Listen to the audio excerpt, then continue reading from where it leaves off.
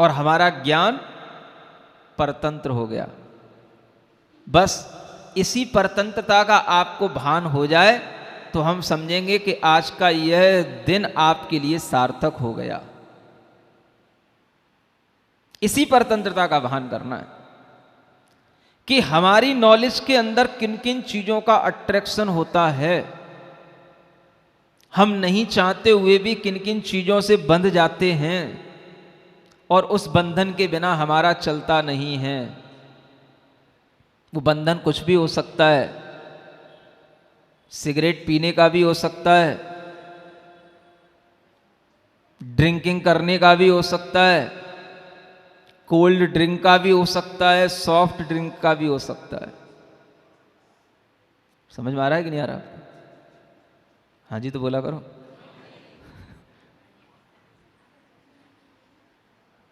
जिस अट्रैक्शन से आपको पता है कि ये नुकसानदेह है और फिर भी आप उससे बंधे रहते हो और अपने आप को नहीं रोक पाते, बस समझ लेना यही आपका सबसे बड़ा बंधन है। जो योग्य है, करने योग्य है, वो चलो फिर भी ठीक है, लेकिन जो नहीं करने योग्य है, नहीं सेवनीय है, उसमें भी जब हम अपनी इच्छा को नहीं रोक पाते हैं, बंध जाते हैं उसके केवल अट्रैक्शन के कारण से, तो यह भी हमारे लिए एक बहुत बड़ा बंधन हो जाता है। आज ऐसे ऐसे घर हैं जैनों के, जिनके फ्रिज में ऐसे ऐसे कोल्ड ड्रिंक्स सजे हुए रहते हैं जो इंडिया के नहीं होते हैं, फॉरेन कंट्री के होते हैं। समझ में आ रहा है? ये भी एक शौक है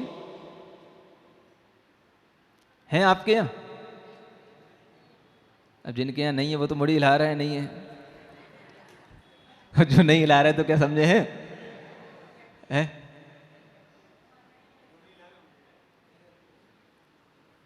ऐसे ऐसे ड्रिंक जिन्हें मान लो ऐसे भी लोग हैं पिएंगे नहीं लेकिन फिर भी शौक के रूप में रखेंगे। ये फ्रांस की वाइन है, ये इंग्लैंड की है, ये चाइना की है। ये क्या मतलब होता है? इतना आकर्षण। और जब ऐसा आकर्षण देखने को मिलता है तब लगता है कि आदमी के अंदर अब अपना ज्ञान तो कुछ भी बचा ही नहीं। और जब कोई चीज रखी होगी तो ऐसा नहीं है केवल वो हमेशा रखी रहती है, कभी ना कभी तो उसका ढक्कन खुलता ही होगा।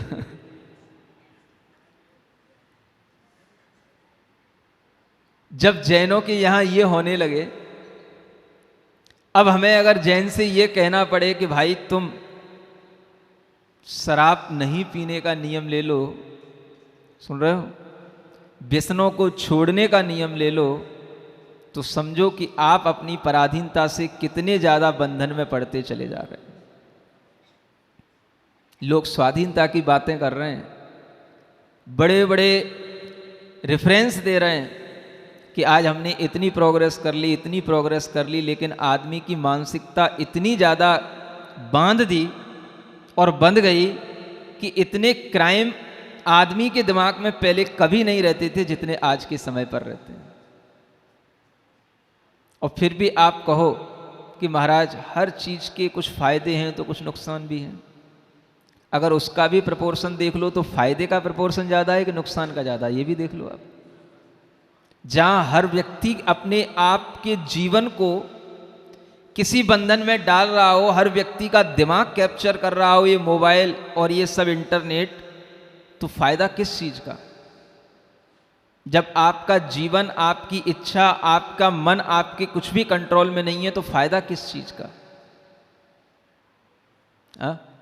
हमें बताओ तो, स्वाधीनता का मतलब क्या होता है? केवल गाने गा लेना,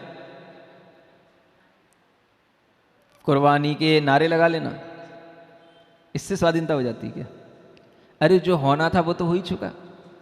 जो हो चुका वो इसलिए हुआ कि आप और अच्छा कुछ कर सको, और आप अच्छा करने के बजाय पुनः फिर वही करने की कगार पे खड़े हो गए कि जिससे हमें फिर अब मुक्त करने के लिए नए नए आवाहन करने पड़ेंगे। हाँ, तो ये बंधन तो हम खुद अपने अंदर बना रहे हैं और खुद अपने को बांधते चले जा रहे हैं। और इन बंधनों से हमें मुक्ति कैसे मिलेगी? मोबाइल के बंधन से मुक्ति कैसे मिलेगी? इतनी आदमी के अंदर आदत पड़ जाती है, बच्चे के अंदर आदत पड़ जाती है कि अगर 10 लक्षण के 10 दिन आते हैं, उनमें कहा जाए किसी से भी, तो कोई भी तैयार नहीं होता कि 10 दिन मोबाइल नहीं रखेंगे। 1 घंटे की छूट दे दो, आधे घंटे की छूट दे दो, 2 घंटे की छूट दे दो। अरे जिनके लिए कोई काम हो तो एक अलग बात है, बिना काम के भी उन्हें जरूरत पड़ती है। इतनी आदत पड़ गई है कि जब तक हम दुनिया के मैसेज ना पढ़ लें, दुनिया की खबरें ना पढ़ लें, तब तक लगता ही नहीं कि हम दुनिया में हैं कि नहीं है। ये सब क्या है? ये सब ज्ञेयों के बंधन हैं। किसके ऊपर? ज्ञान के ऊपर।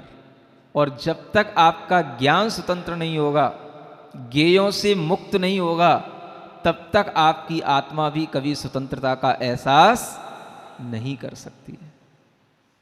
बस यही कहा जा रहा है, आत्मा को स्वतंत्र बनाओ, और आत्मा को स्वतंत्र बनाने के लिए अपने ज्ञान को ज्ञेय के बंधनों से मुक्त करो।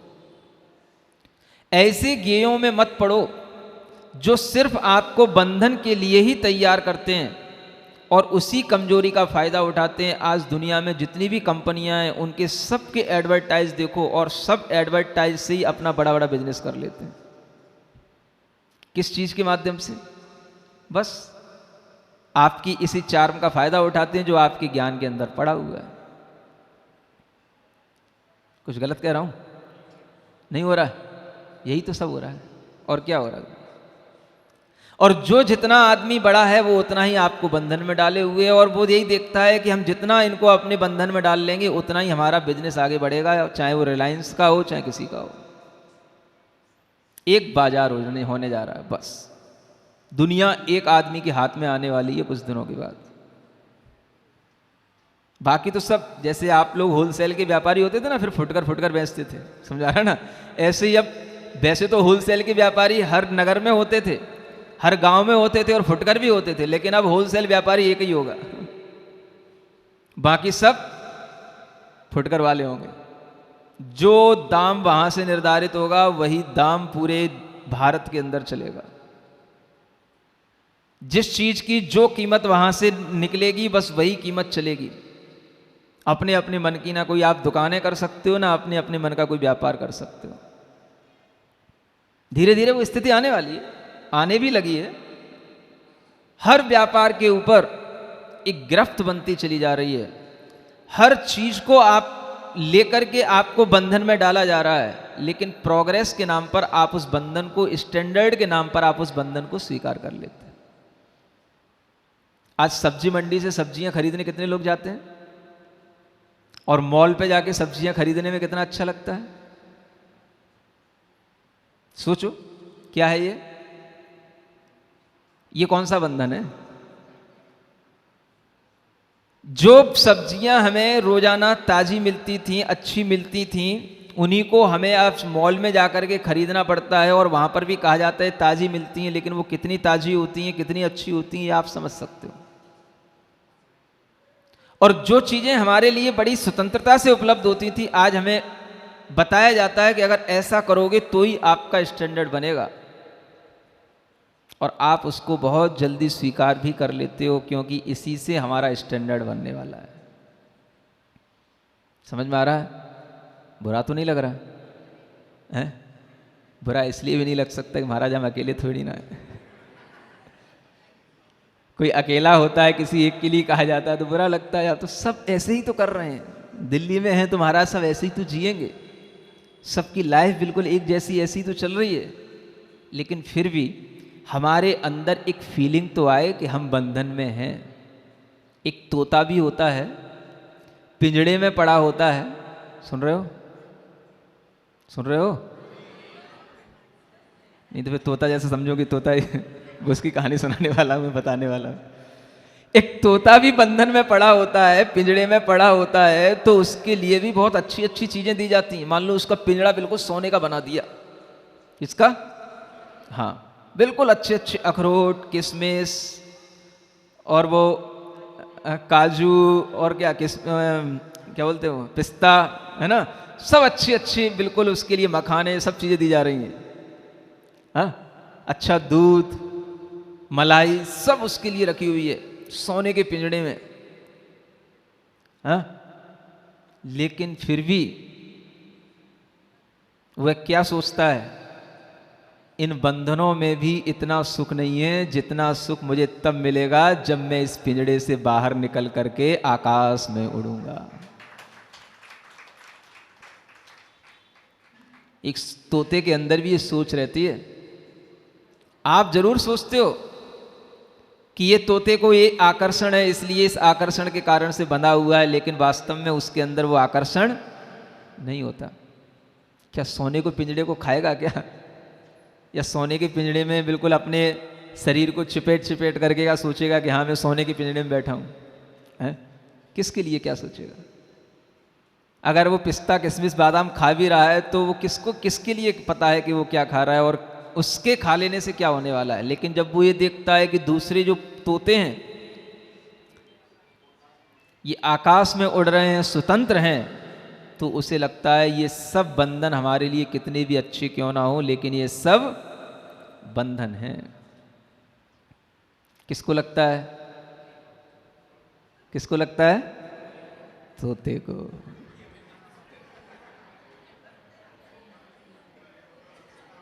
हाँ ठीक है ना। आपको कहाँ लगता है? तोते जैसी भी समझ अब कहाँ बची, ऐसा लगता है? आप तो महाराज बताओ तो सोने का पिंजड़ा है कहाँ?